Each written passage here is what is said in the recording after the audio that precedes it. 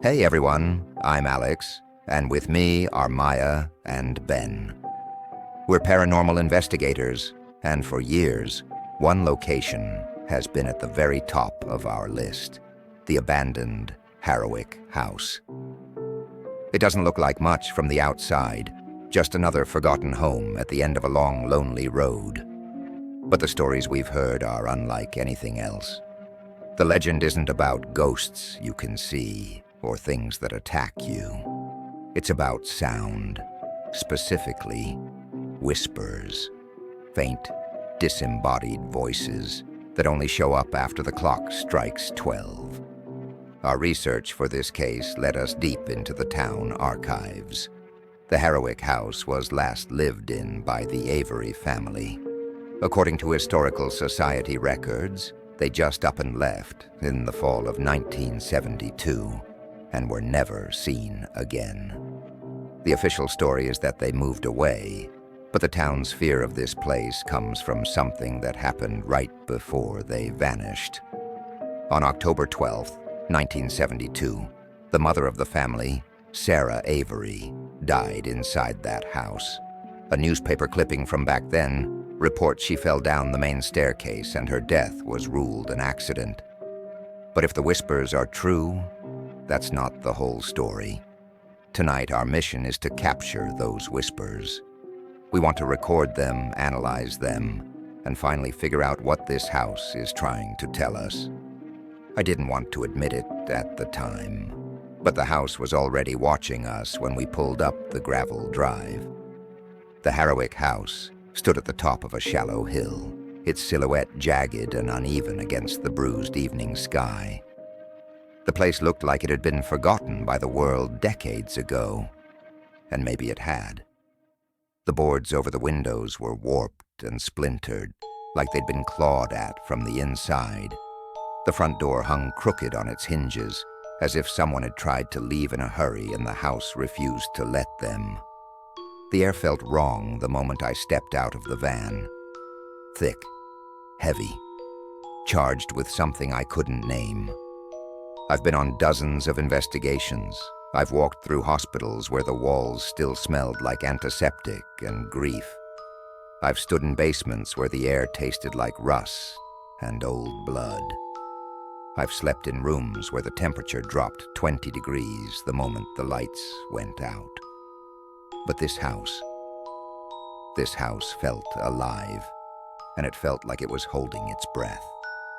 We unloaded our equipment: audio recorders, thermal cameras, EMF meters, motion sensors. The usual arsenal. The others chatted, joked, tried to lighten the mood, but I stayed quiet. I couldn't shake the sensation that the house was listening, not to all of us, just to me. The porch groaned under my weight as I stepped onto it. The boards flexed almost subtly, like something beneath them shifted in response. I paused, listening. The windmill creaked behind us, turning lazily. A crow cawed from somewhere in the trees. But beneath all that, I heard something else. A faint, rhythmic sound. Soft, measured, almost like breathing. I told myself it was the wind slipping through the cracks in the siding. I told myself a lot of things that night. The truth didn't hit me until later. The house wasn't breathing. It was waiting. Inside, the air was colder, not the kind of cold that comes from a lack of insulation. This was deeper, heavier, like the cold you feel in a hospital morgue, the kind that sinks into your bones.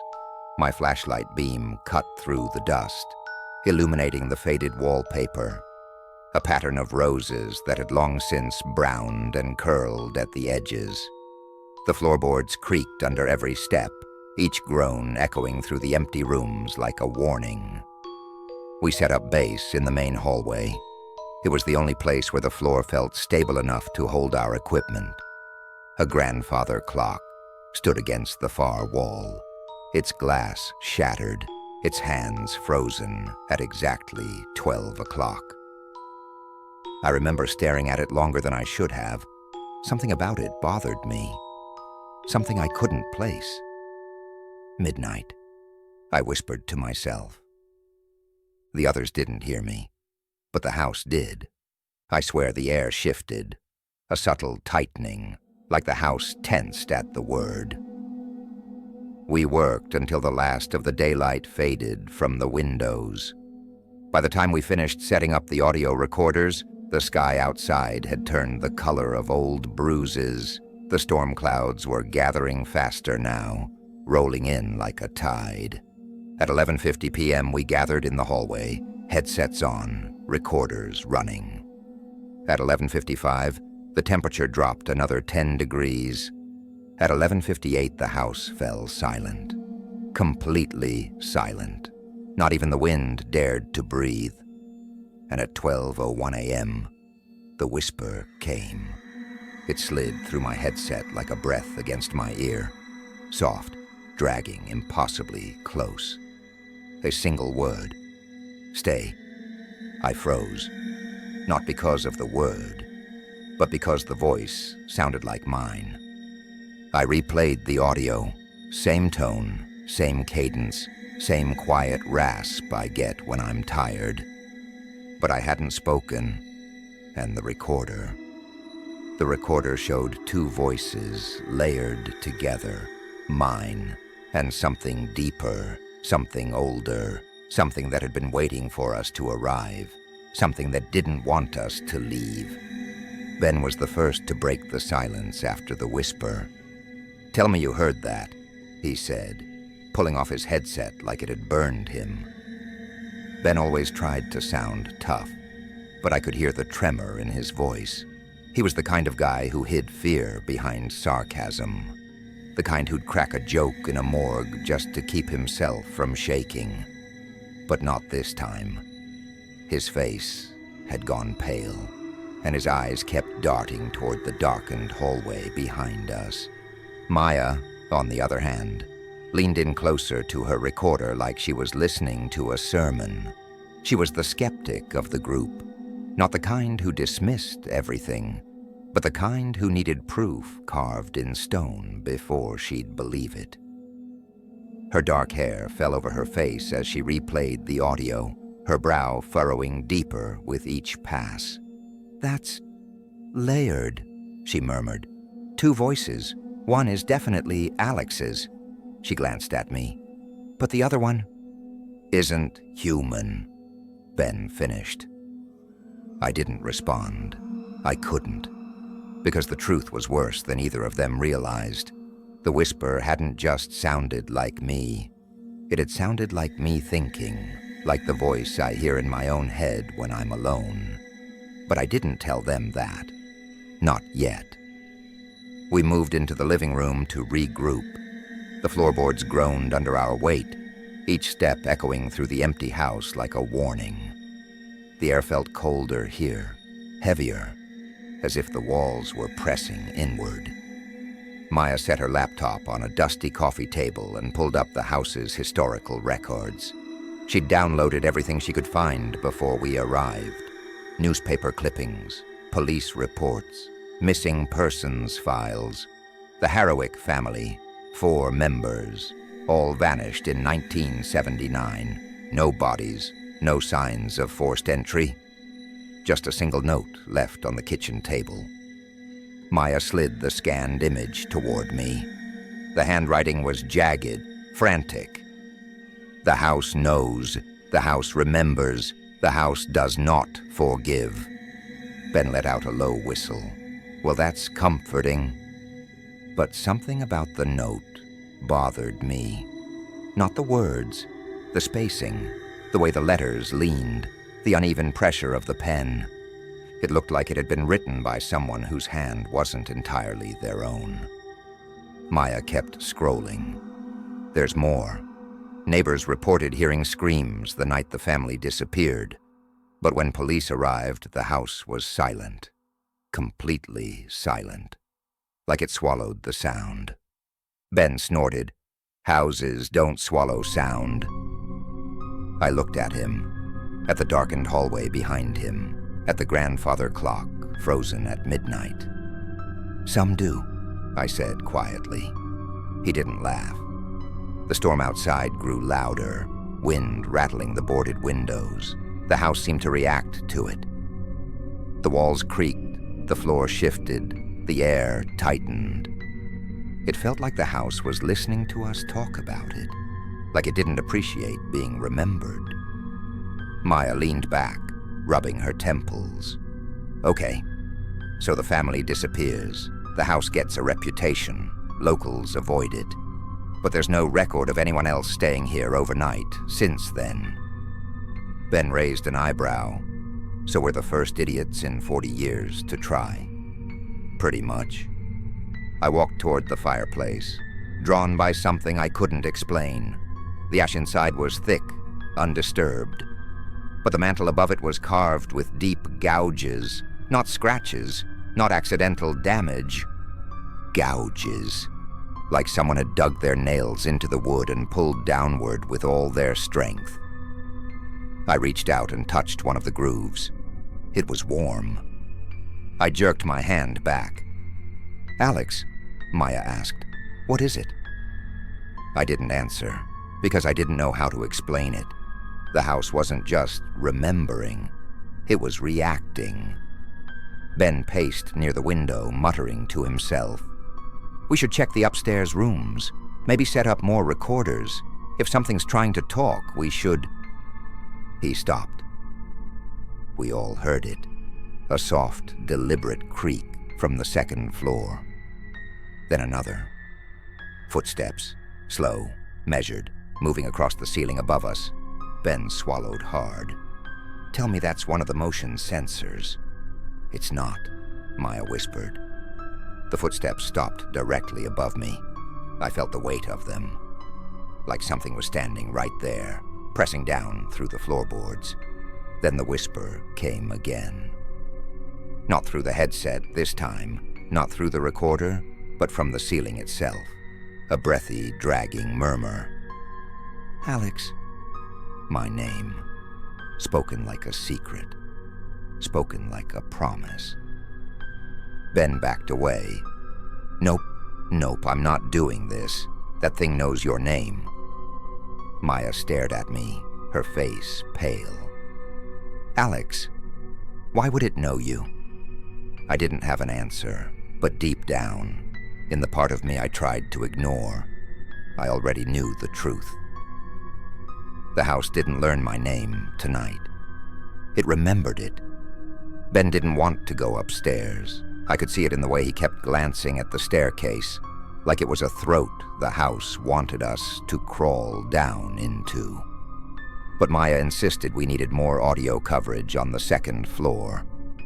"We came here to document everything," she said, her voice steady, but her hands trembling. "If something's moving around up there, we need to know why." Ben muttered something under his breath, but he grabbed a recorder anyway. I led the way. The staircase groaned under each step, the wood bending like it hadn't held weight in decades. Halfway up, the air changed.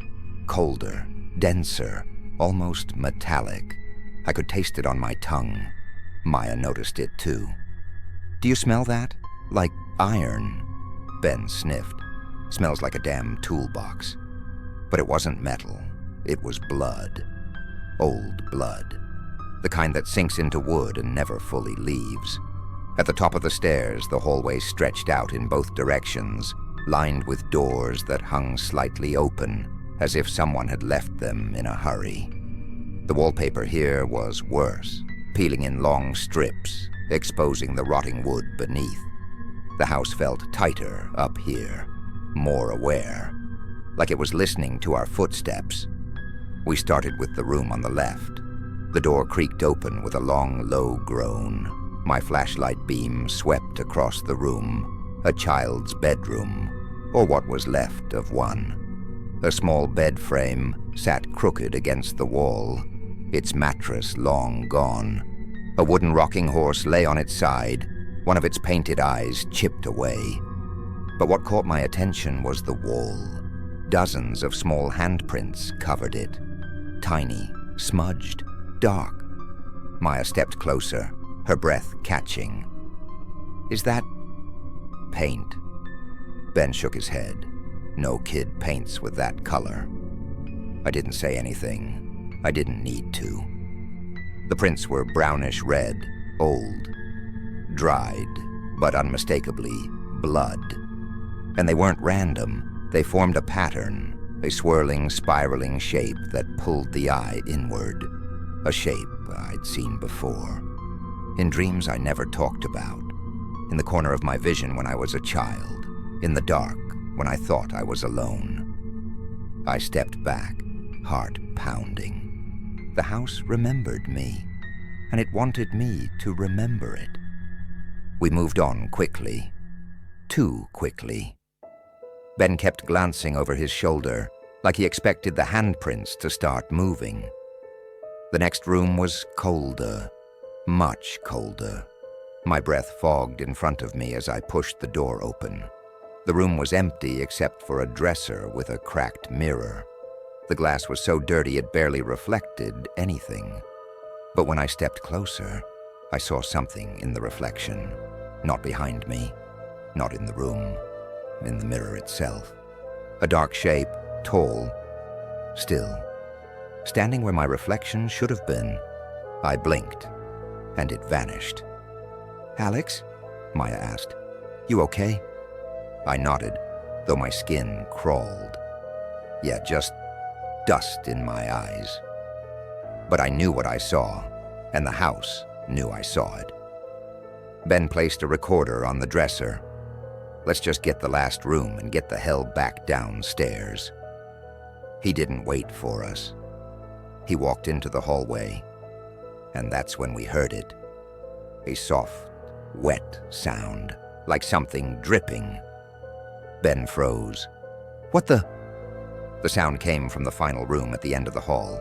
Slow, steady, drip, drip, drip. Maya's voice was barely a whisper. "Is there a leak?" No. There hadn't been rain yet.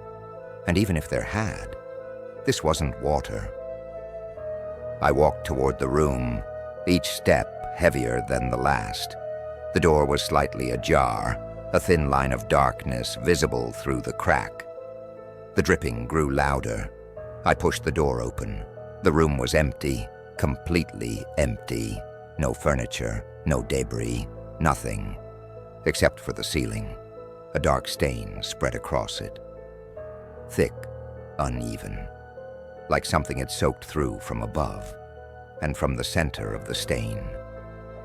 A single drop of blood fell. It hit the floor with a soft pat. Then another and another. Ben backed away. Nope, I'm done. I'm not staying in a house that bleeds." Maya swallowed hard. "There's no attic above this room, just the roof." I stared at the stain, my pulse hammering. The house wasn't bleeding, it was remembering. And whatever happened here, it wasn't finished. As we turned to leave, the whisper came again. Not from the ceiling, not from the hallway, from right behind me. "Alex, you came back." I spun around. No one was there. But the house felt closer now, hungrier, like it had been waiting decades for this moment. And for the first time, I felt something I hadn't felt since I was a child. Recognition. Ben didn't speak for a full minute after the whisper said my name. He just stared at me, eyes wide, chest rising and falling too fast. Maya looked between us like she was trying to solve a puzzle she didn't want the answer to. I swallowed hard. "Let's go downstairs, now." We moved as a group, not because we planned to, but because none of us wanted to be the one walking alone. The hallway felt narrower than before, like the walls had shifted inward while we were in the rooms. The air pressed against my skin, thick and cold, as if the house was trying to seep into me. Halfway down the stairs, the whisper came again. Not from behind us, not from above, from inside the walls, a soft, dragging murmur. "Alex, don't leave." Ben nearly tripped down the last few steps. Nope, I'm done. I'm not staying in a house that knows your damn name. Maya grabbed his arm. Ben, calm down. Calm down? Calm down? The house is talking to him. I didn't argue, because he was right. The house wasn't just whispering. It was addressing me directly. And the worst part? It didn't sound angry. It sounded lonely.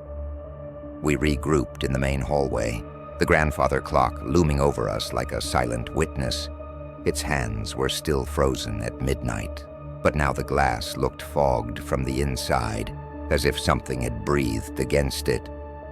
Maya set her laptop on the floor and pulled up the audio files. We need to analyze the whisper. Maybe it's mimicking your voice, Alex. Maybe it's... It's not mimicking, Ben snapped. It's talking to him. Maya shot him a look. We don't know that. Yes, we do. Ben pointed at me. It said his name, twice. I didn't respond, because I was listening. The house had gone quiet again. Too quiet. The kind of quiet that feels intentional. I knelt beside Maya and watched the waveform on her screen. The whisper was faint, but clear, layered, distorted, like two voices speaking in unison. One was definitely mine. The other sounded like something trying to remember how to be human. Maya zoomed in on the audio. There's something else, a background frequency, almost like... She stopped. Her eyes widened. Almost like another voice underneath both of yours. Ben threw his hands up. Great. So now there's 3 of you. But Maya wasn't joking. She isolated the frequency and played it. A low, guttural sound filled the hallway. Not a whisper, not a word. A growl, deep, hungry, alive. Ben backed away. Turn it off. Turn it off. Maya killed the audio. Silence returned, but it wasn't empty. It felt like the house was listening to us react. Like it was learning. I stood slowly, my legs trembling. We need to check the basement. Ben stared at me like I'd lost my mind. Why? Why the hell would we go deeper into this place? Because whatever's happening, it's not random. I swallowed. It knows me. Maya's voice softened. Alex, what do you mean? I hesitated. I hadn't told them everything. Not about the dreams. Not about the whisper I heard when I was a kid. Not about the symbol on the wall upstairs. The spiral of handprints that matched the one I used to draw without knowing why. I've heard that voice before, I said quietly. Ben blinked. What? When I was 8, in my old house, I woke up one night and heard someone whisper my name from inside the walls. I exhaled shakily. My parents said it was a dream, but I knew it wasn't. Maya stared at me, her face pale. Alex, are you saying this house? I don't know, I said, but it remembers me. Ben shook his head violently. No way. You've never been here before. Not physically, I whispered. The house creaked, a long, low groan that traveled through the floorboards like a shiver. Maya grabbed her flashlight. If the house is connected to you somehow, the basement might have answers. Ben looked like he wanted to run out the front door and never look back. But he didn't, because the house wouldn't let him. The front door, the one we'd left cracked open, was now shut. Firmly, silently. Ben tried the handle. It didn't budge. He pulled harder. Nothing. He slammed his shoulder into it. The door didn't move an inch. Maya whispered, "It locked us in." Ben turned to me, panic rising in his eyes. "Alex, do something." But I couldn't. because the whisper came again. Not from the walls, not from the ceiling, from directly behind me. "You're home." And for the first time, I felt like it might be right. Ben didn't want to go first. I didn't blame him. The basement door stood at the end of the hallway like a mouth, tall, narrow, and too dark around the edges, as if the shadows were thicker there. The wood was swollen from moisture, warped in a way that made it look like it had been pushed outward from the inside. Maya held her flashlight tight enough that her knuckles turned white. "We need to document whatever's down there.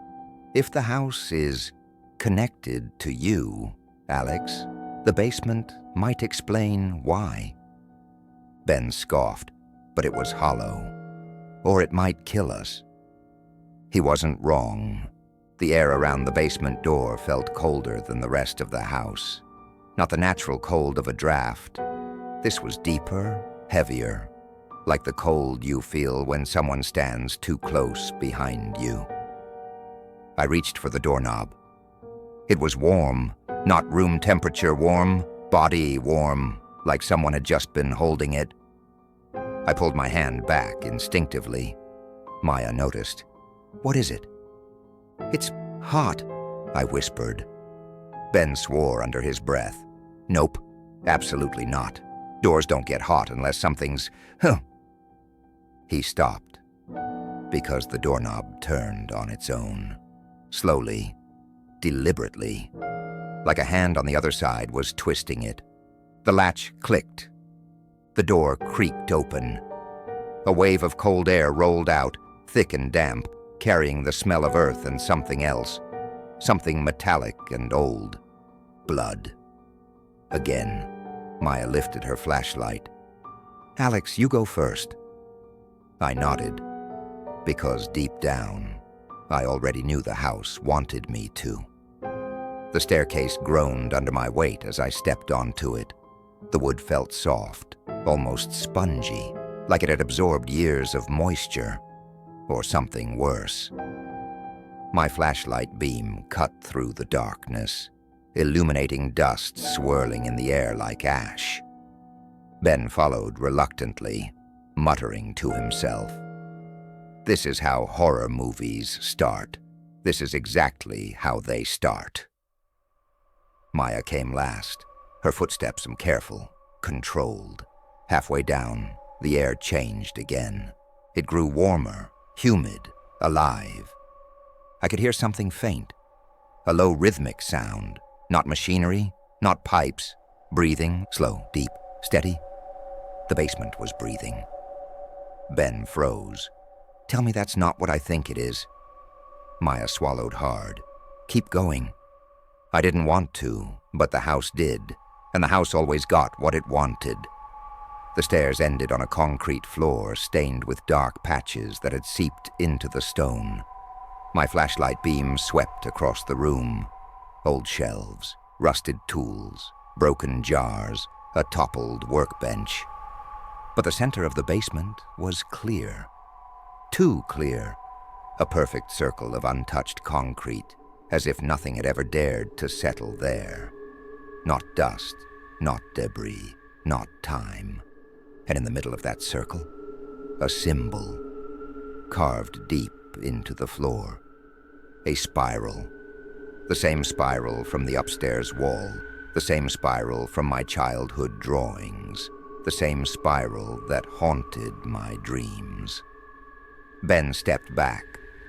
"Nope, nope, I'm done. That's a cult symbol, or a demon symbol, or a..." "It's older," I whispered.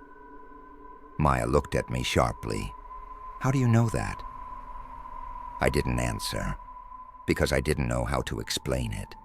I just knew. The spiral wasn't carved by human hands. It wasn't a symbol someone created. It was a memory. The house's memory. And mine. The breathing sound deepened, vibrating through the floor. The walls seemed to pulse with it, expanding and contracting like lungs. Ben pressed himself against the staircase railing. "We need to leave. Now!" I don't care if the door's locked. We'll break a window, we'll... The whisper cut him off. Not from behind us, not from the walls, from the spiral. A soft, dragging murmur rising from the floor itself. Alex. My name. Again. But this time, it wasn't calling me. It was welcoming me. Maya grabbed my arm. Alex, don't step closer. But I already had. Something pulled at me. Not physically, but mentally, emotionally. Like a memory trying to surface. My vision blurred at the edges. The basement seemed to tilt, the shadows stretching toward me like reaching hands. I heard another whisper. Not the house, not the deeper voice. A third one. A child's voice. You left us. My breath caught. Ben's flashlight flickered violently. What the hell was that? Who said that? Maya's voice trembled. Alex, did you hear that? I nodded slowly, because I recognized the voice. It was the same voice I heard when I was 8 years old. The same voice that whispered my name from inside the walls of my childhood home. The same voice that told me not to tell my parents. The same voice that said it would find me again. And now it had. The spiral pulsed once, a deep resonant thud that shook dust from the ceiling. Then the breathing stopped. The basement fell silent. Too silent. And in that silence, the house spoke one more time. Not a whisper, not a breath. A word, clear, sharp, final. Remember. And I did. All at once. Everything I had forgotten, everything I had buried, everything the house had been waiting decades to reclaim. I don't remember falling to my knees. One moment I was staring at the spiral carved into the concrete. The next, the basement tilted sideways, and the world folded in on itself like a collapsing lung. Ben shouted my name. Maya grabbed my shoulders, but their voices sounded far away, muffled, like I was underwater. Because the house wasn't whispering anymore. It was showing me things, memories, not mine. Not entirely. But they lived inside me all the same. I was 8 again, standing in my childhood bedroom. The wallpaper was blue with little white stars. The nightlight glowed faintly in the corner, and the whisper came from behind the wall. Alex, are you awake? I remembered freezing. I remembered pulling the blanket to my chin. I remembered whispering back, even though I knew I shouldn't. Who are you? A pause, a soft scrape, like fingernails dragging across wood. I'm your friend. I never told my parents. I never told anyone. But the house remembered. Because the voice wasn't coming from my childhood home. It was coming from this house. The Harrowick house. The same cadence, the same tone, the same hungry warmth. It had spoken to me decades before I ever stepped foot inside it. The vision shifted. I was older, maybe 10, sitting at the kitchen table drawing in a notebook. My mother stood at the stove, humming softly. My father read the newspaper, and I was drawing the spiral over and over, page after page, perfectly, effortlessly. My mother leaned over my shoulder. Alex, sweetheart, what is that? I didn't look up. I didn't stop drawing. It's what the house showed me. My father lowered the paper. What house? I didn't answer, because I didn't know. Not then, but the house knew. It had been inside me for years, waiting. The vision darkened. I was 12, standing in the hallway outside my bedroom. The whisper was louder now. Not a voice, but a chorus. 100 overlapping murmurs, all saying the same thing. Come back. I remember screaming. I remember my parents rushing out of their room. I remember collapsing in their arms. And then, nothing. A blank space in my memory. A hole. A night erased. Until now. The house filled it in. I saw myself standing in front of the Harrowick house at 12 years old, in the middle of the night, barefoot, shivering. The front door opened for me. I stepped inside, and the house whispered, "I'll wait for you." The vision snapped away like a rubber band. I gasped, choking on air, collapsing forward onto my hands. The concrete was cold beneath my palms, but the spiral radiated heat, a slow, pulsing warmth, like a heartbeat. Ben grabbed my arm. Alex, talk to me."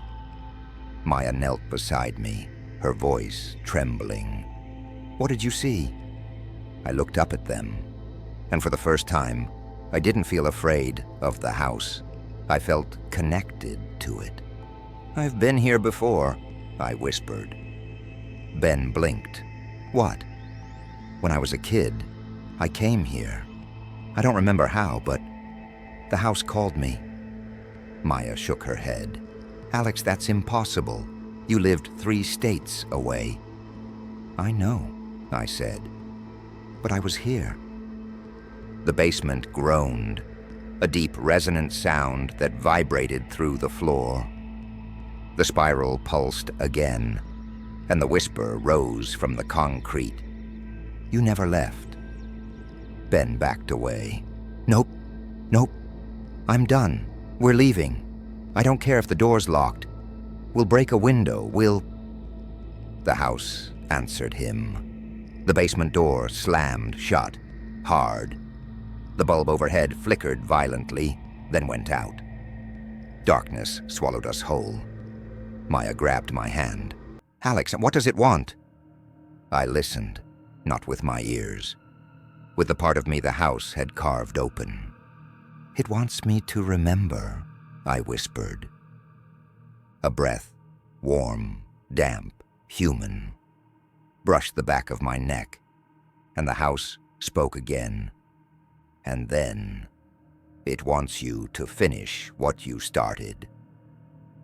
Darkness swallowed us whole. Not the kind of darkness you get when a light goes out. This was thicker, heavier, like the dark had weight, like it was pressing against my skin, trying to seep into my pores. Ben cursed under his breath, his voice cracking. "Alex, where are you? Maya, grab my hand." "I'm right here," she whispered, but her voice sounded wrong, stretched thin, like the darkness was pulling at the edges of it.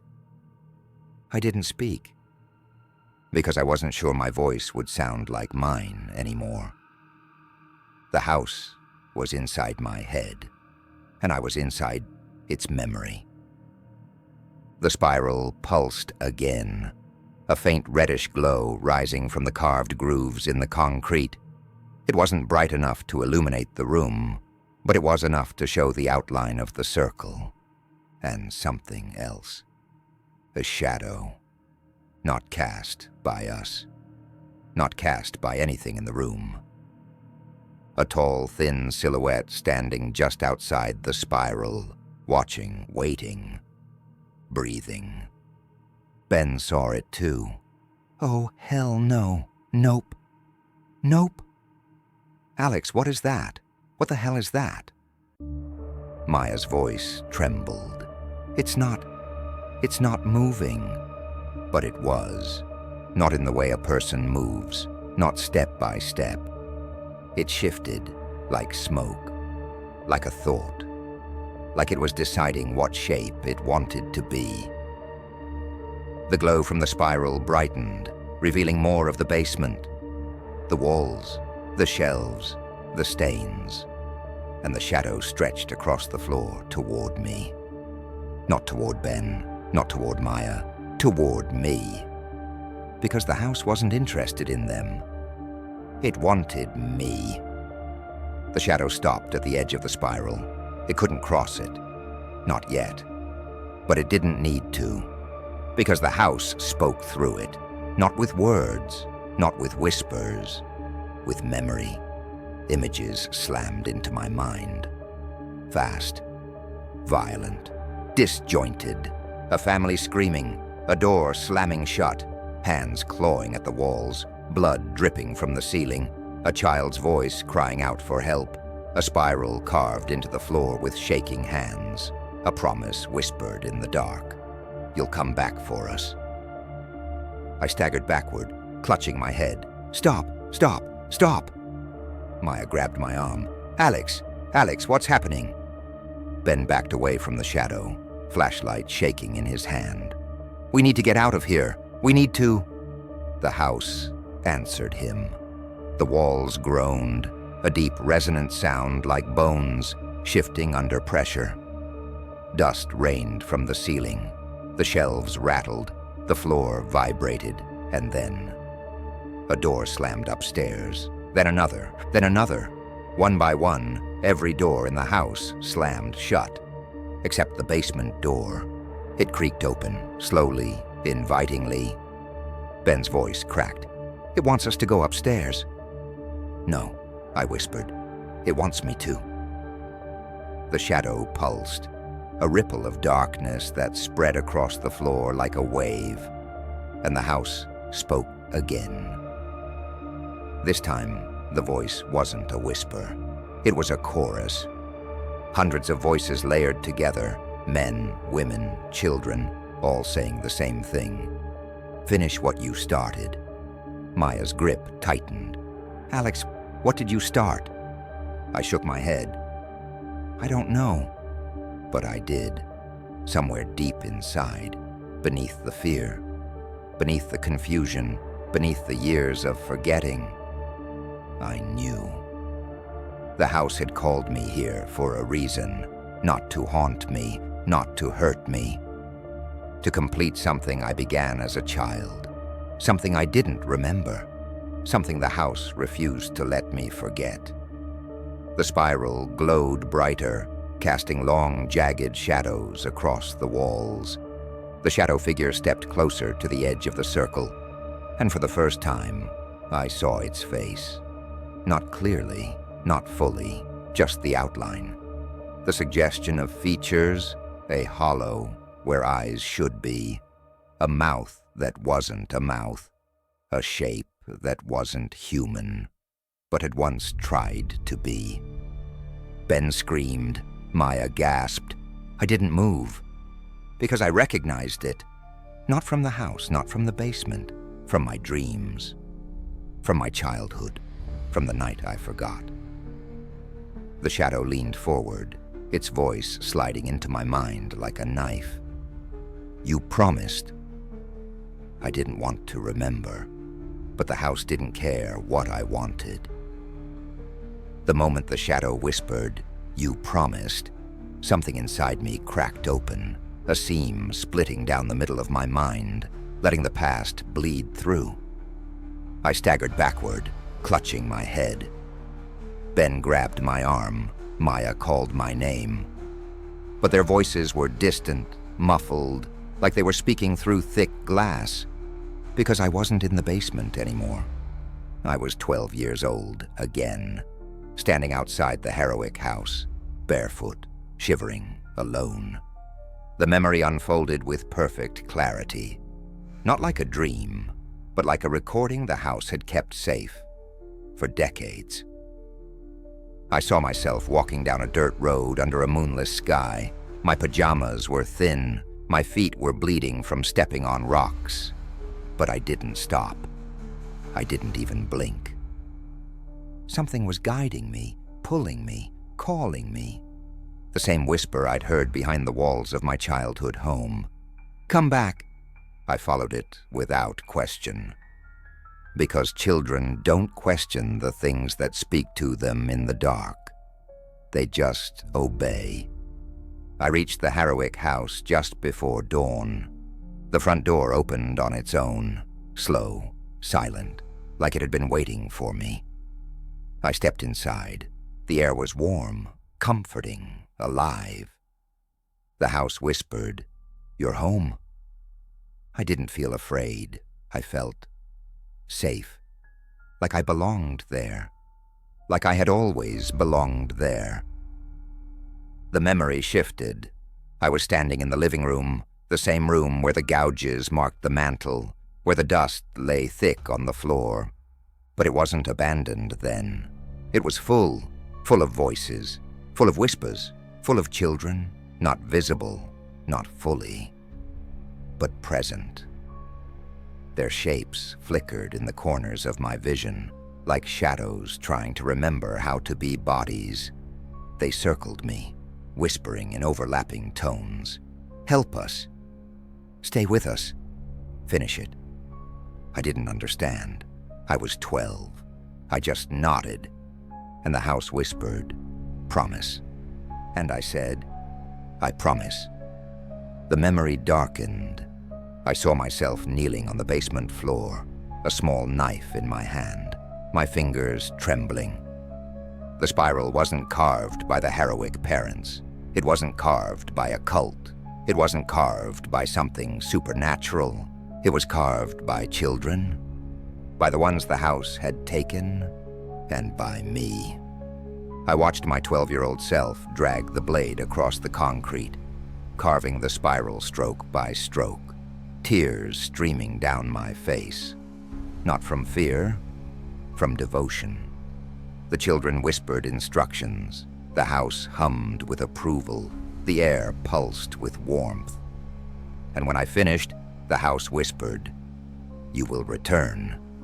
And I whispered back, "I will." The vision snapped away. I collapsed onto the basement floor, gasping for air, my hands shaking violently.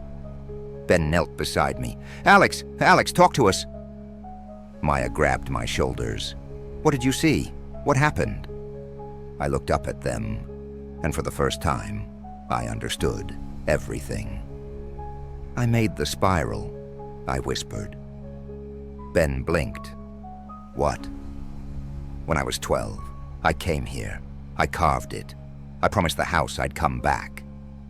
Maya's face went pale. "Alex, why would you do that?" I shook my head. "I didn't know what I was doing. The house. It got inside my head. It used me." The shadow figure stepped closer to the edge of the spiral, its form sharpening, its presence growing heavier. The house spoke through it again. "You kept your promise."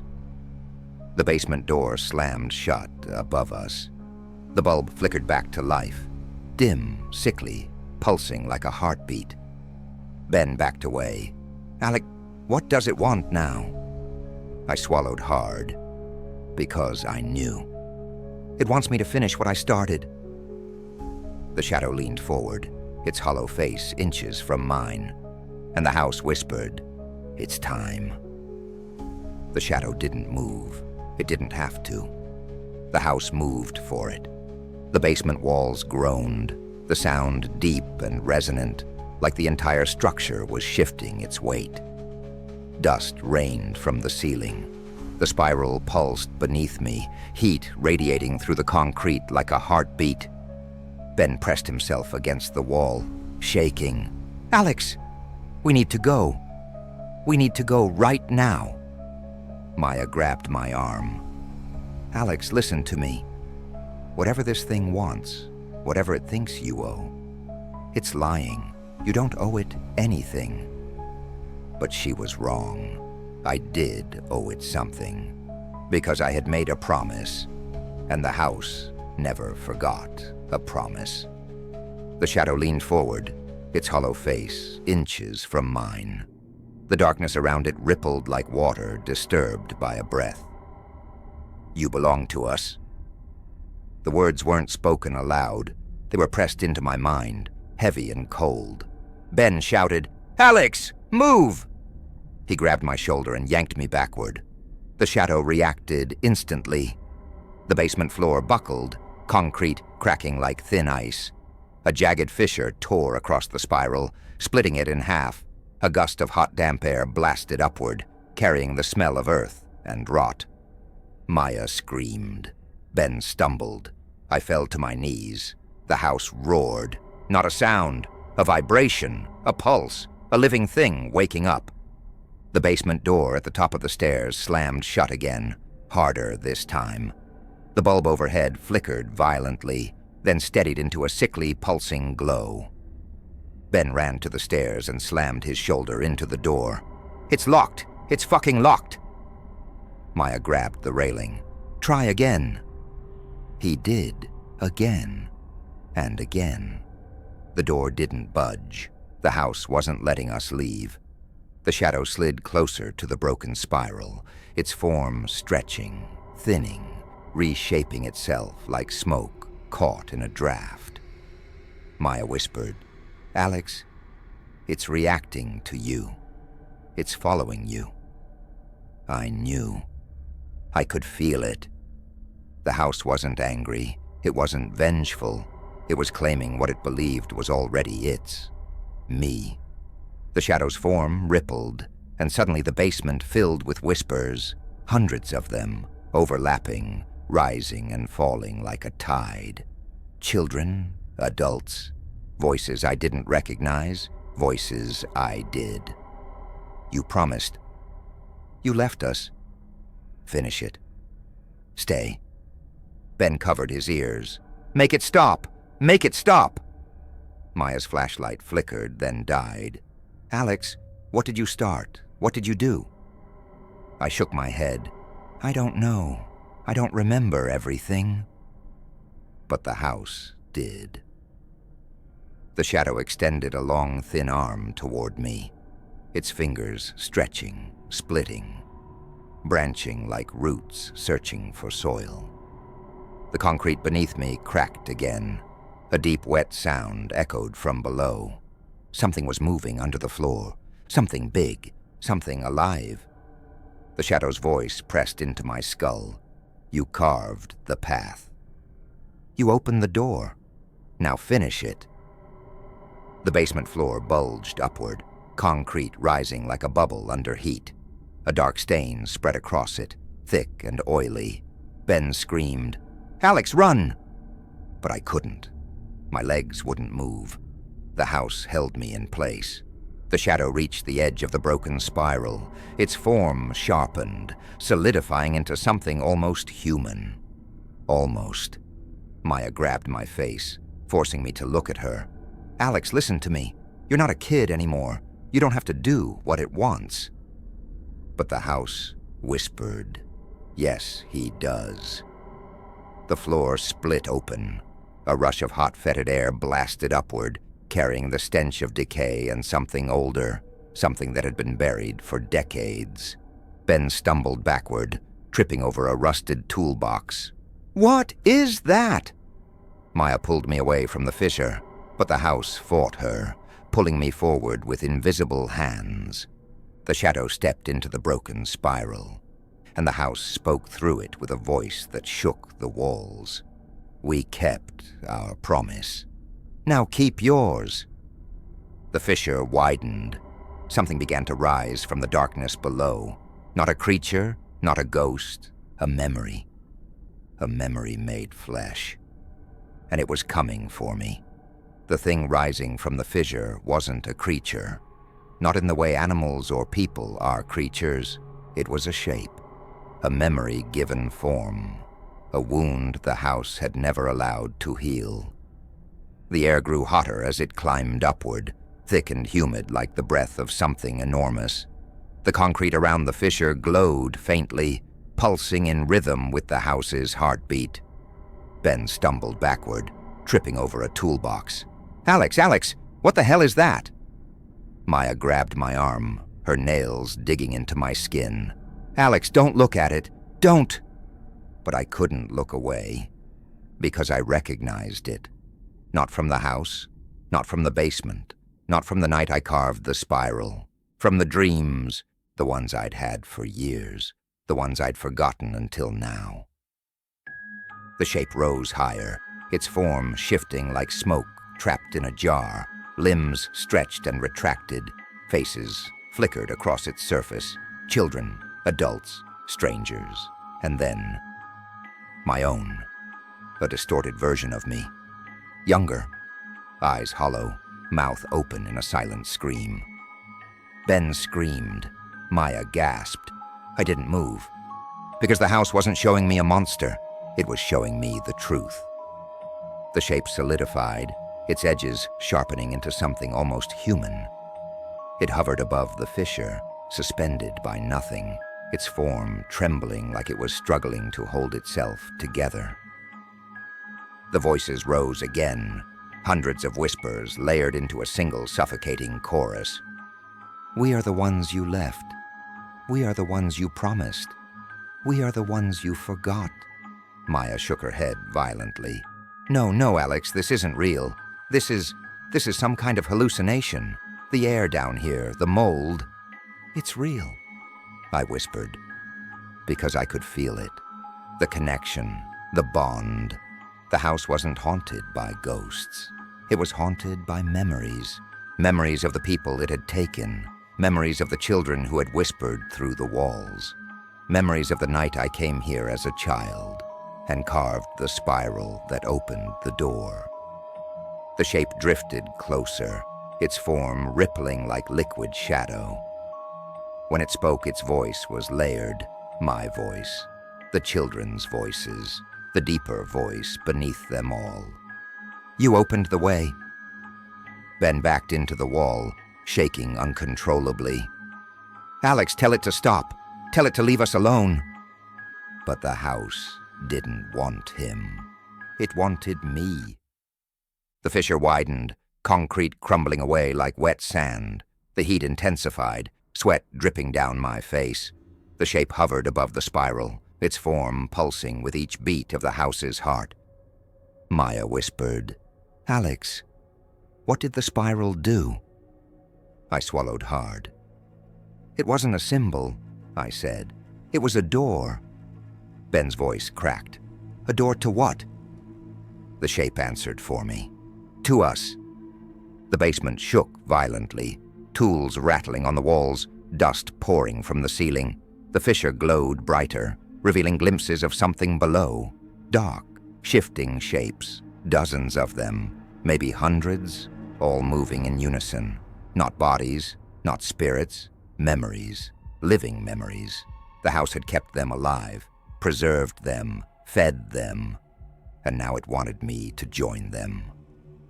The shape extended an arm, long, thin, branching like roots. It reached toward me, its fingers splitting into smaller tendrils that writhed in the air. Maya pulled me back. "Alex, run!" Ben grabbed my other arm. "We're getting out of here, now!" But the house fought them. The floor shifted beneath us, tilting toward the fissure. The air thickened, pressing against my chest. The shadows stretched across the floor, wrapping around my ankles like hands. The shape's voice filled the basement. "You promised. You belong to us. Finish what you started." The tendrils brushed my skin, cold, wet, familiar. A memory. A memory of the night I carved the spiral. A memory of the children whispering instructions. A memory of the house guiding my hand. I felt myself slipping. Not physically, but mentally. The house was pulling me back into the promise, back into the spiral, back into the memory. Maya screamed my name. Ben pulled harder, but the house whispered, "Let go." And for a moment, a terrifying, perfect moment, I almost did. The tendrils wrapped around my ankles before I even realized they'd moved, cold, wet, alive. They pulsed with a slow rhythm, like veins carrying blood. The moment they touched me, a shock ran up my legs, sharp, electric, familiar. The house was claiming me. Ben lunged forward, grabbing my arm. "Alex, Alex, don't let it pull you in." Maya grabbed the other. "Fight it. You have to fight it." But the house whispered, "Don't fight." And for a terrifying moment, I didn't want to. The warmth rising from the fissure felt like a memory, like the comfort of childhood blankets, like the soft hum of a lullaby, like the voice that whispered to me when I was 8. The voice that told me I wasn't alone. The voice that told me I was special. The voice that told me I belonged to something bigger, something older, something hungry. The tendrils tightened, pulling me toward the fissure. My heels scraped across the concrete, leaving faint streaks of dust. Ben and Maya dug their heels in, pulling with everything they had. "Alex, stay with us!" Maya shouted, her voice cracking. Ben gritted his teeth. "You're not going anywhere. Not tonight." But the house didn't care about their strength. It cared about mine. The shadow figure stepped closer, its form sharpening into something almost human. Its face flickered, my face, then a child's, then a stranger's, then nothing at all. It reached out a hand, not to grab me, to welcome me. "Come home." The words slid into my mind like warm oil, soothing and suffocating all at once. I felt myself leaning forward, not physically, mentally, emotionally. The house wasn't dragging me, it was inviting me, and part of me wanted to accept. A sudden flash of pain shot through my skull, sharp, blinding, like a needle driven behind my eyes. A memory surfaced, not a vision, not a dream, a truth. The night I carved the spiral, I wasn't alone. There were other children, their faces blurred, their voices overlapping. They whispered instructions. They guided my hand. But one voice stood out, a girl's voice, soft, sad, begging. "Don't leave me here." I gasped, the memory hitting me like a punch to the chest. I knew that voice. I had forgotten her. The house had made me forget her. But now I remembered her name, her face, her fear. And the moment I remembered her, the house reacted. The tendrils tightened violently, yanking me forward. The fissure roared. The shadow screamed. The house whispered. Too late. Ben wrapped both arms around my chest, pulling with everything he had. "Alex, don't you dare give up. Don't you dare." Maya grabbed a rusted metal pipe from the wall and swung it at the tendrils. The metal passed through them like smoke, but the tendrils recoiled, hissing.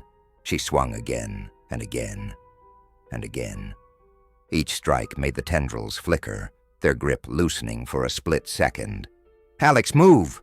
she shouted. I tried. God, I tried. But the house whispered, "Stay." And the tendrils surged upward, wrapping around my legs, my waist, my chest. Ben screamed, "No, no, let him go." Maya swung the pipe again, tears streaming down her face. "Alex, fight it, fight it." I felt myself slipping, not into the fissure, but into the memory, into the promise, into the house.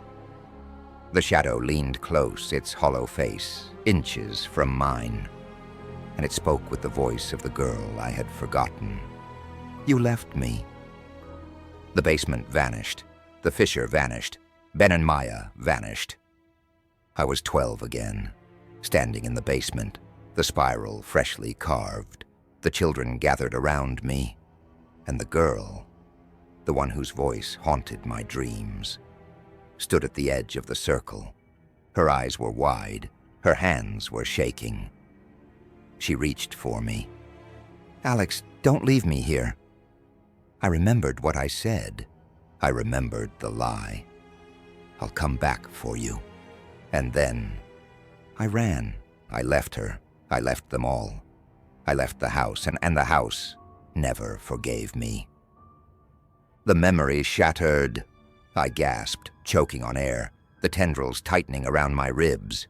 Ben shouted my name. Maya screamed. The house whispered, "Finish what you started." And the fissure opened wider. The heat surged upward. The shadow reached for me, and I realized the house didn't want to kill me. It wanted to keep me forever. The tendrils tightened around my ribs, squeezing the air from my lungs. Ben and Maya pulled harder, their hands slipping on my sweat-soaked arms, their voices cracking with panic.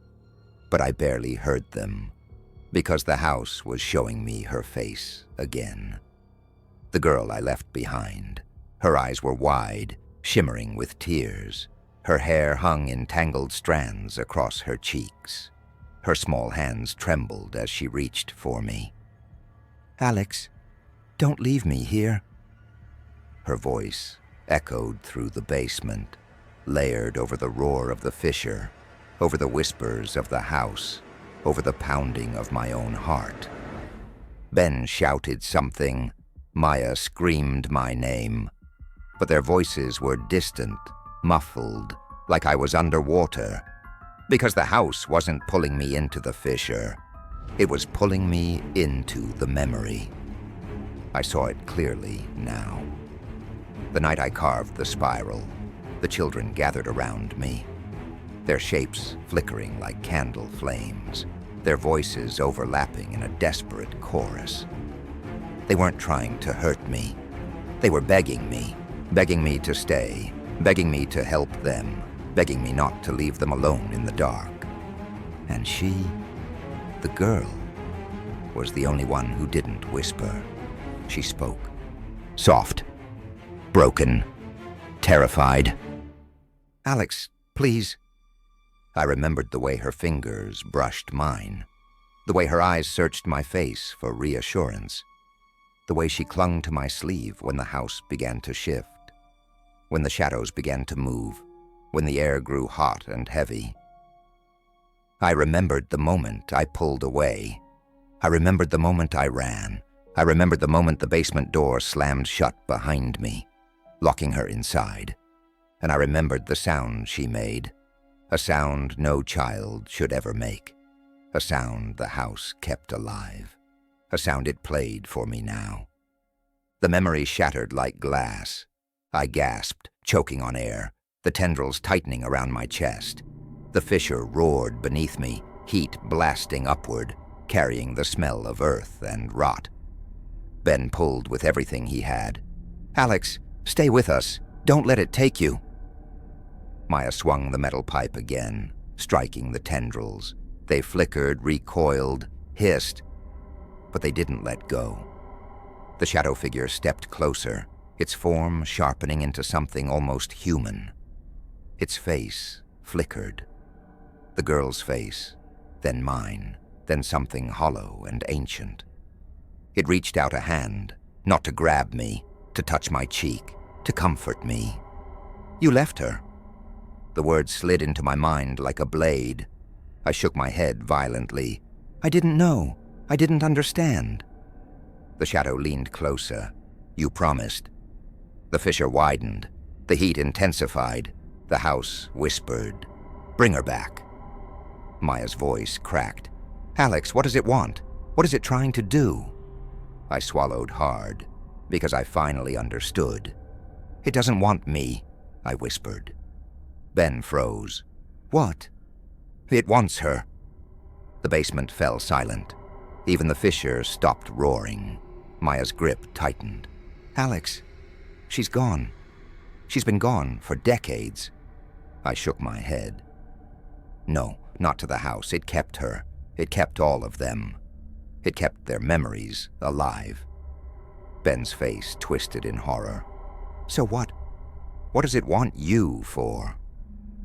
I looked at the shadow, at the girl's flickering face, at the tendrils wrapped around my chest. "It wants me to finish what I started," I said quietly. "It wants me to open the door fully. It wants me to bring her back." The shadow's voice slid into my mind. "You owe her." And the worst part, it was right. The tendrils surged upward, wrapping around my shoulders, my neck, pulling me toward the fissure. Ben screamed. Maya swung the pipe again. The basement shook violently. The house whispered, "Give her back." The fissure glowed brighter, red, then orange, then white hot. The shadow reached for me, and I realized the house didn't want to kill me. It wanted to use me, to finish the ritual, to open the door, to bring the girl back, or something wearing her face. The tendrils tightened around my chest until my ribs creaked. Ben and Maya pulled with everything they had, their fingers slipping on my arms, their voices raw from screaming. But the house didn't care. It had waited decades for this moment. It wasn't letting go. The fissure roared beneath me, heat blasting upward like the breath of something ancient. The shadow figure hovered above the spiral, its form flickering between shapes. The girl, me, the children, something older, something hollow. It reached out again, not to grab me, to claim me. You owe her. The words slid into my mind like a hook. Maya swung the metal pipe again, striking the tendrils. They flickered, recoiled, hissed. But they didn't release me. Ben shouted, voice cracking. "Alex, don't listen to it. Don't let it in." But it was already in. It had been in me since I was 8. The shadow leaned closer, its hollow face inches from mine. Its voice was layered. The girl's voice, the children's voices, the deeper voice beneath them all. She waited for you. A memory slammed into me. The girl standing at the edge of the spiral, her small hands trembling, her eyes wide with terror. "Alex, don't leave me here." I remembered the way she reached for me. I remembered the way I pulled away. I remembered the way the basement door slammed shut behind me. I remembered her scream, and the house whispered. She never stopped screaming. The fissure pulsed, a deep resonant thud that shook the walls. Ben stumbled. Maya gasped. I felt the tendrils tighten again. The house wasn't punishing me. It was collecting. The shadow pointed toward the fissure. "Bring her back." Maya's voice cracked. "Alex, she's gone. She's been gone for decades." I shook my head. "No, not to the house." The house didn't let go of anything. Not memories, not promises, not children. Ben's face twisted in horror. "So what? What does it want you for?" I swallowed hard. "It wants me to finish the ritual." The shadow's form sharpened, its edges glowing faintly with the heat rising from the fissure. "Open the door." The basement shook violently, dust pouring from the ceiling. The fissure widened, revealing glimpses of something below. Shapes, faces, hands reaching upward. Not bodies, not spirits. Memories, living memories. The house had kept them alive, preserved them, fed them, and now it wanted me to join them. Or worse, to free them. The tendrils surged upward, wrapping around my shoulders, my neck, pulling me toward the fissure. Ben screamed. Maya swung the pipe again. The basement tilted toward the opening. The house whispered, "Give her back." The fissure glowed brighter, red, orange, white hot. The shadow reached for me, and I realized the house didn't want to kill me. It wanted to use me, to finish the ritual, to open the door, to bring the girl back, or something wearing her face. Maya's voice broke. "Alex, what do we do?" I looked at her, at Ben, at the shadow, at the fissure, and I understood the truth. The house didn't want a sacrifice. It wanted an exchange. The house didn't want a sacrifice. It wanted a trade. The moment I understood that, the tendrils around my chest tightened, not in anger, but in anticipation, like a hand closing around a gift it had waited decades to receive. Ben and Maya were still pulling, still screaming, still fighting the house with everything they had. But their voices were fading, swallowed by the roar of the fissure and the whispering chorus rising from below. The shadow figure hovered above the spiral, its form flickering between shapes. The girl, the children, me, something older, something hollow. It extended a hand toward me, not to drag me in, to offer something. "We will give her back." The words slid into my mind like a warm breath. Maya froze. "Alex, what does it mean? Give her back?" Ben's voice cracked. Who is her?" I swallowed hard. "The girl," I whispered. "The one I left behind." The shadow's face flickered. Her face, pale and trembling, eyes wide with fear. She waited. The fissure pulsed beneath us, a deep, resonant thud that shook the walls. "She waits still." The tendrils loosened slightly, enough for me to breathe, enough for me to hear the house clearly. "Bring her back." Maya shook her head violently. "Alex, no, this is manipulation. It's using your guilt." Ben pointed at the fissure. "There's nothing down there, but whatever the hell that is, it's not her." But the house whispered, "She is here." And I felt it. A presence, small, familiar, terrified. The same presence that whispered to me when I was 8. The same presence that begged me not to leave. The same presence that screamed when the basement door slammed shut. She wasn't gone. She was trapped, held in the house's memory, preserved, suspended, waiting. And the house was offering her back, for a price. The shadow pointed at the spiral carved into the floor. "You opened the way." The fissure widened, glowing brighter. "Now finish it." Maya grabbed my face, forcing me to look at her. "Alex, listen to me. This thing, this house, it doesn't give anything back. It only takes." Ben nodded, tears in his eyes. "It's lying. It's using your guilt to pull you in." But the house whispered, "We do not lie." And the basement shook violently, dust pouring from the ceiling. The fissure glowed white-hot. The tendrils surged upward, wrapping around my shoulders again. The shadow leaned close. "One for one." The words hit me like a punch. Maya's voice broke. "Alex, what does that mean?" I swallowed hard. "It means if I want her back." My voice trembled. "I have to take her place." Ben's face twisted in horror. "No, absolutely not. You're not trading yourself for a ghost." But the house whispered, "Not a ghost." The shadow's form flickered, her face again, eyes shimmering with tears. "A child." My chest tightened. The girl wasn't dead, not in the way humans understand death. She was trapped, suspended, held in the house's memory like an insect in amber, and the house was offering to release her, if I took her place. The tendrils surged upward, wrapping around my throat, my arms, my waist. Ben screamed. Maya swung the pipe again. The basement tilted toward the fissure. The house whispered, "Choose." The fissure roared. The shadow reached for me, and I realized. The house wasn't asking, it was demanding. "One for one." The girl's voice echoed through the basement. "Alex, please." And for the first time since I was 12, I didn't know if I could say no.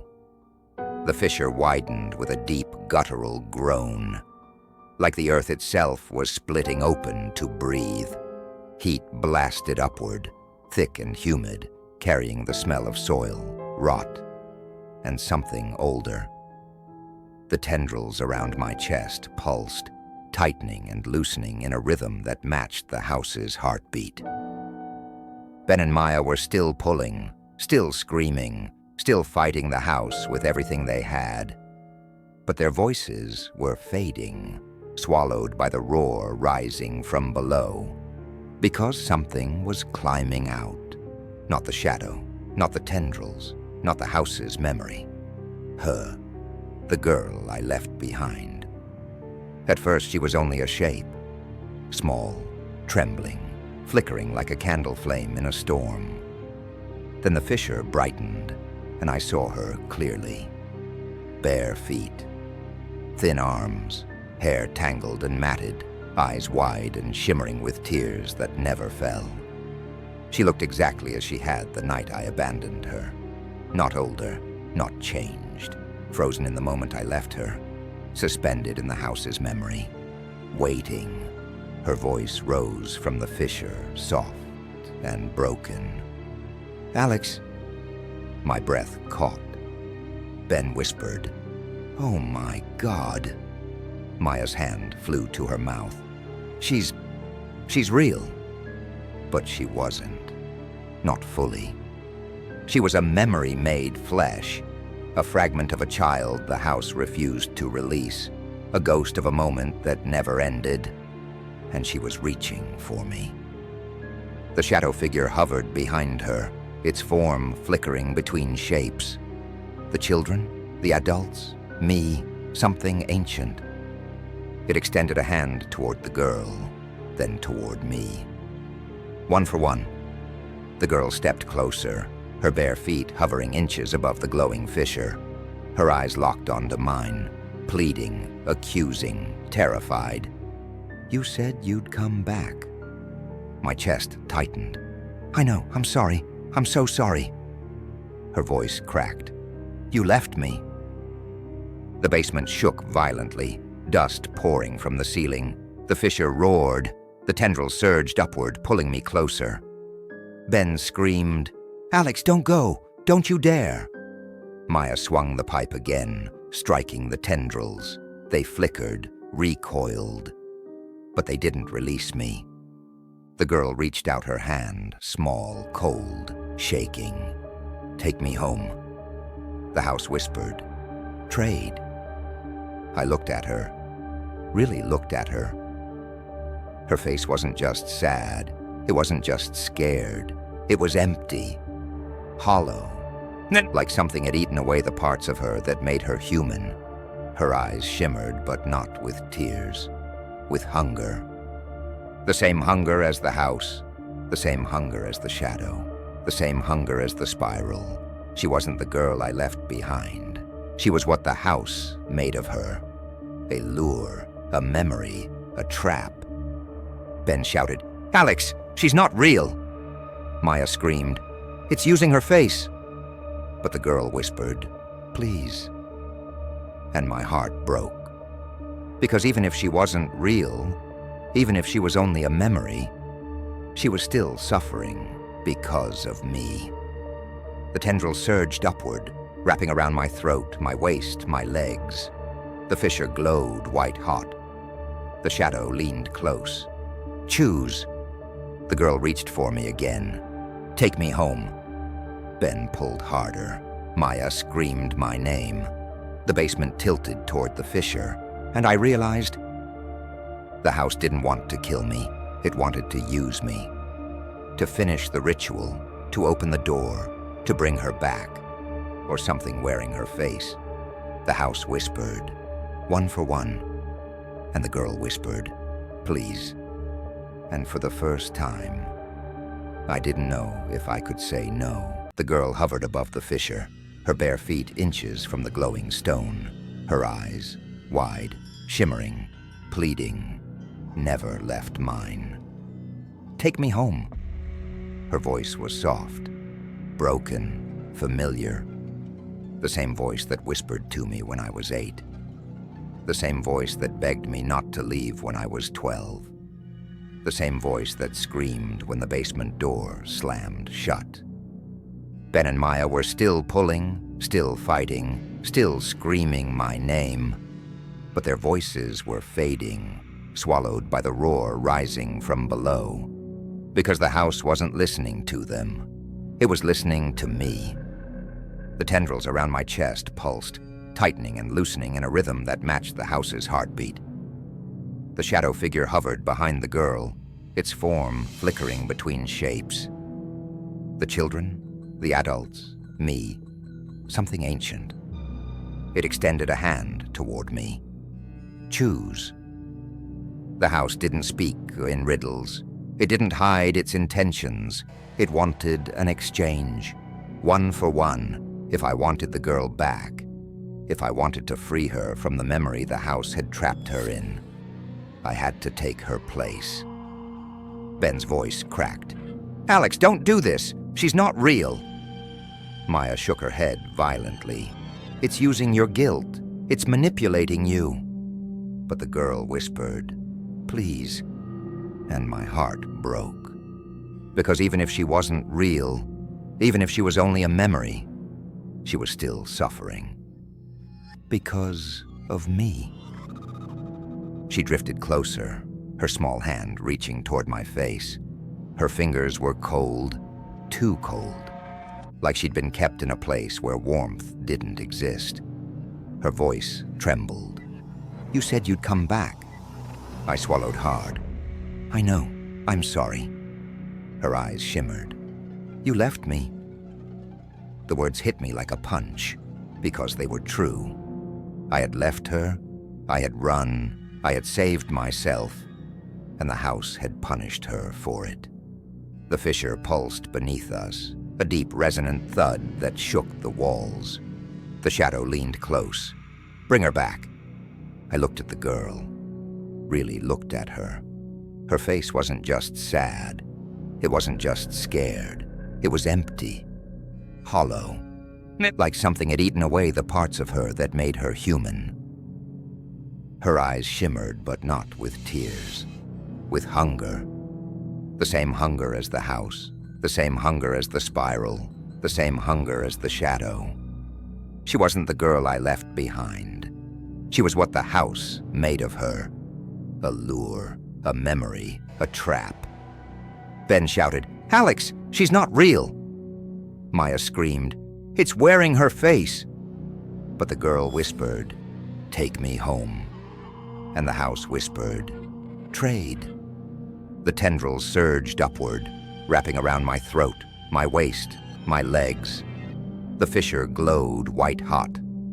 The shadow leaned close. "Choose." The girl reached for me again. "Please." Ben pulled harder. Maya screamed my name. The basement tilted toward the fissure, and I realized the house wasn't asking, it was demanding. "One for one." The girl's voice echoed through the basement. "Alex, don't leave me again." And for the first time, I didn't know if I could say no. The girl hovered above the fissure, her small hand still reaching for me.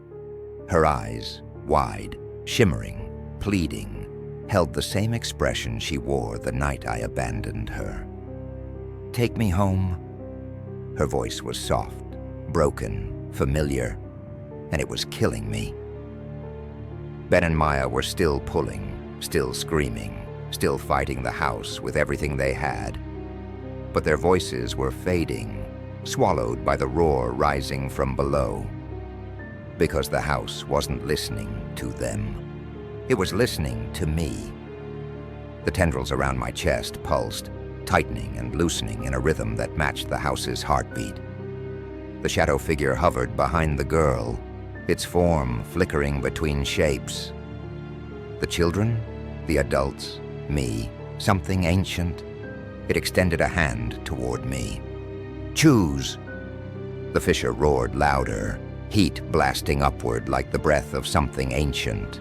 The basement tilted toward the opening, dust pouring from the ceiling in thick clouds. Ben's voice cracked. "Alex, don't do this! Don't let it take you!" Maya swung the pipe again, striking the tendrils. They flickered, recoiled, but they didn't release me.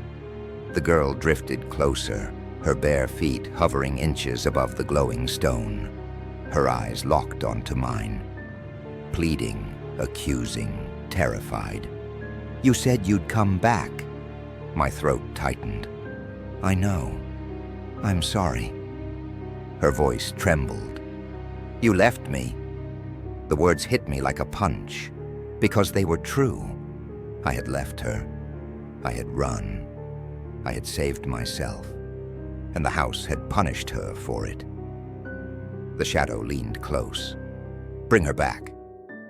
Something inside me cracked. Not physically, not mentally, emotionally. A fracture that had been forming since I was 8, a wound that had never healed, a guilt that had never faded. I felt it break open, raw, bleeding, unbearable. I screamed, not in fear, not in pain, in grief, in guilt, in rage.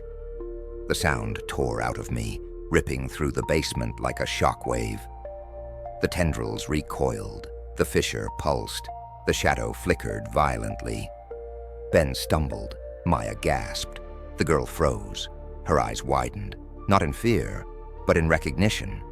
Because she had never heard me scream like that. Not when I was 12. Not when I ran. Not when I left her. This was new. This was real. This was me breaking. The basement shook violently, tools rattling on the walls, dust pouring from the ceiling. The fissure glowed brighter, white-hot, pulsing like a heartbeat. The house whispered, "Finish it." The tendrils surged upward, wrapping around my throat, my waist, my legs. The shadow leaned close. "Choose." The girl reached for me again. "Please." Ben pulled harder. Maya screamed my name. The basement tilted toward the fissure, and I realized the house wasn't asking. It was demanding, one for one. The girl's voice echoed through the basement. "Alex, don't leave me again." And for the first time, I didn't know if I could say no. Because the breaking point wasn't the house, it was me. The house stopped pretending. The moment I screamed, the moment something inside me finally cracked, the house dropped its mask. The tendrils didn't just tighten, they lunged, wrapping around my ribs, my throat, my legs, dragging me toward the fissure with a force that felt like gravity itself had turned against me. Ben and Maya were no longer pulling me back.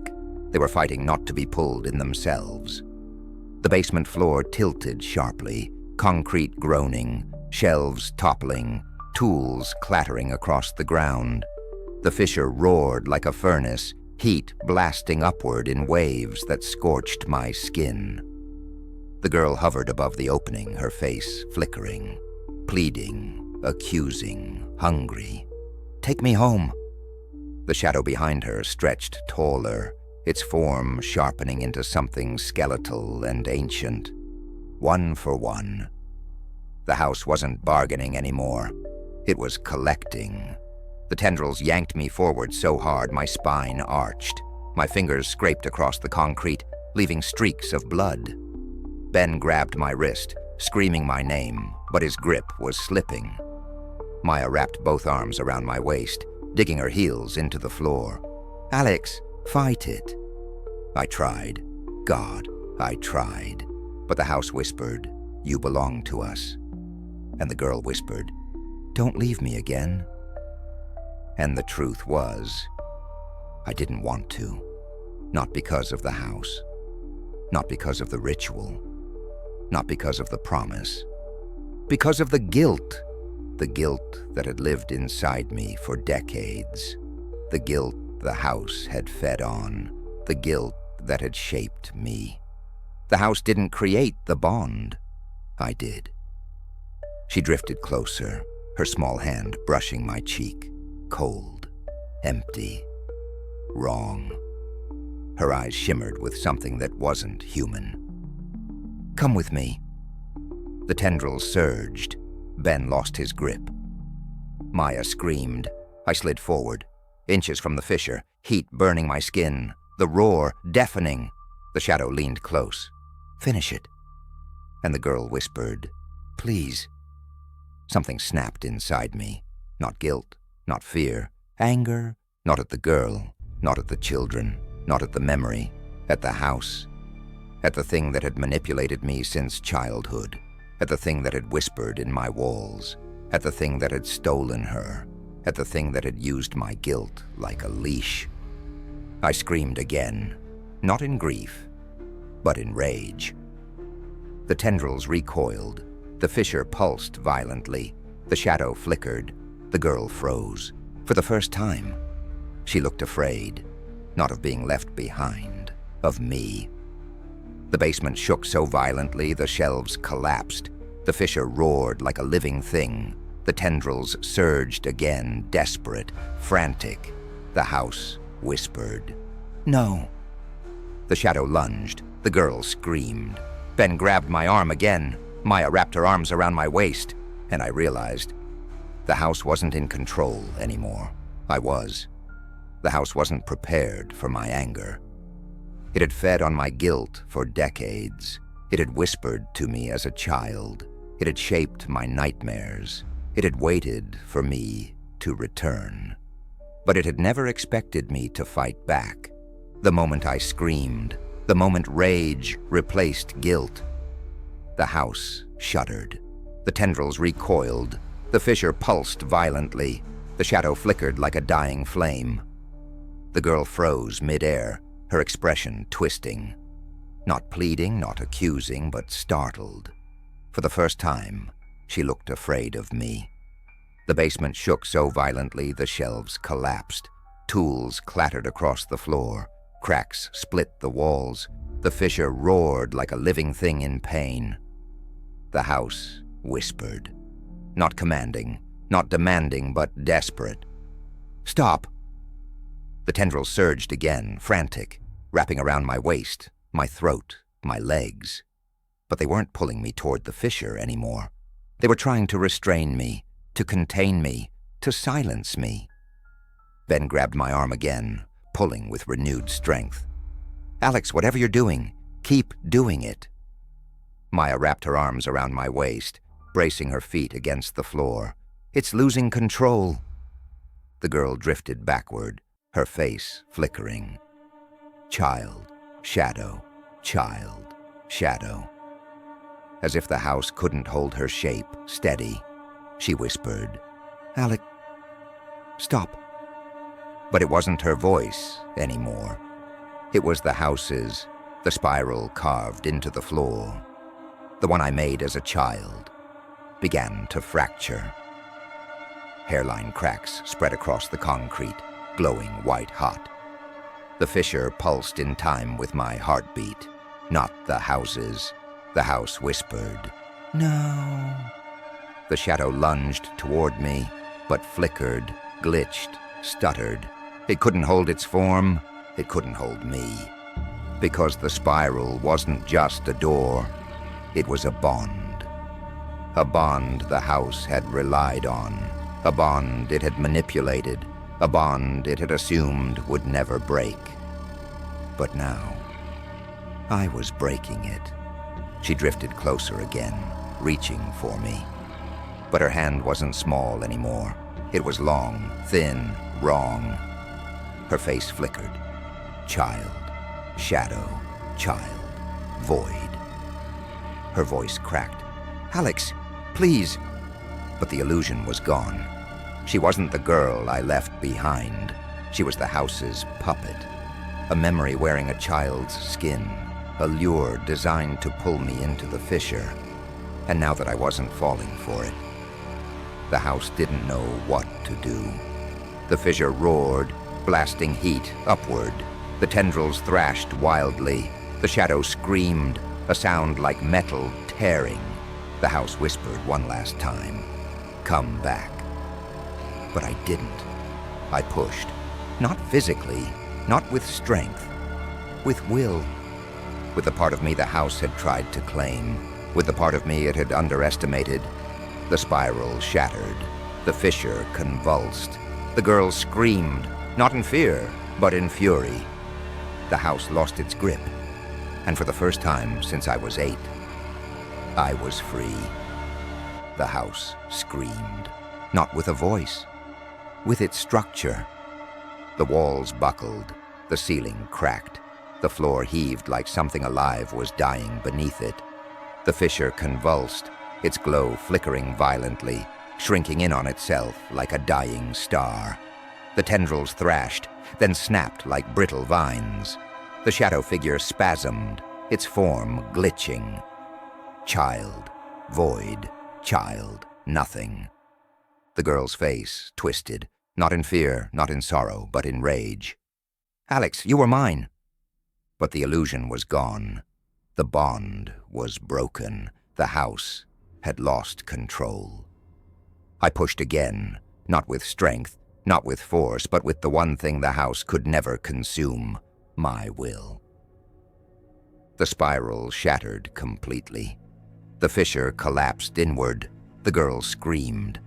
A sound that wasn't human, was never human, was only ever the house wearing her face.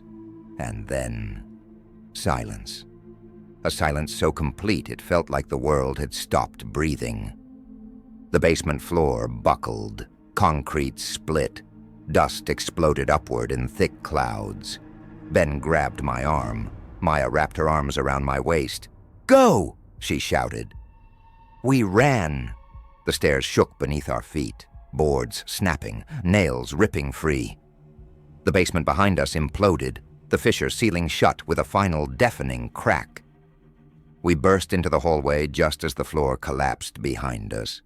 The house groaned, a long, low, dying sound. Doors slammed open and shut, windows shattered, the walls pulsed like a dying heart. We sprinted toward the front door. This time, it didn't resist. It blew open with a violent gust of cold night air. We stumbled out onto the porch, collapsing into the overgrown grass as the house behind us convulsed one last time, and then it stopped, completely.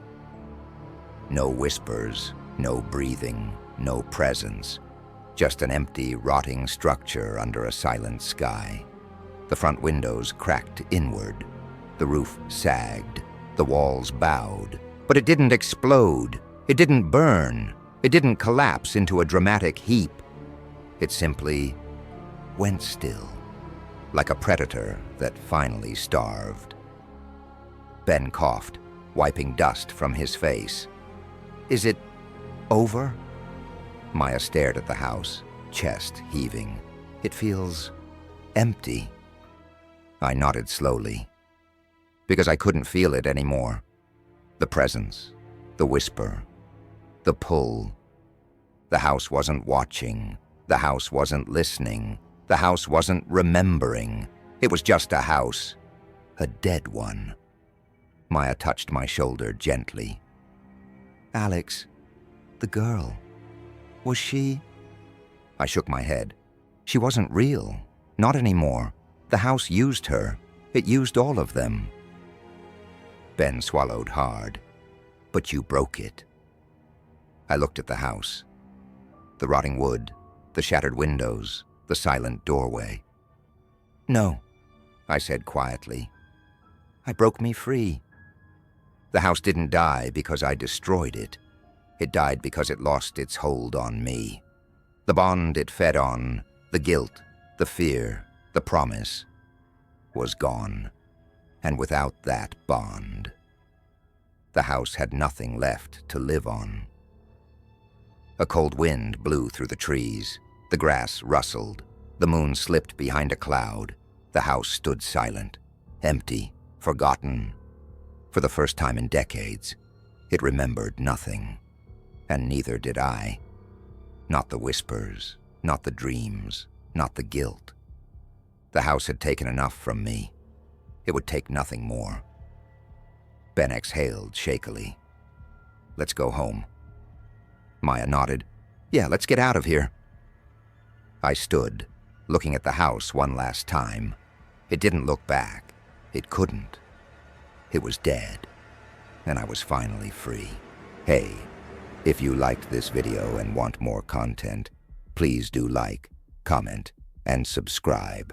Also, if you want to share some of your personal scary stories, email us using the email in the description. Haunt you later.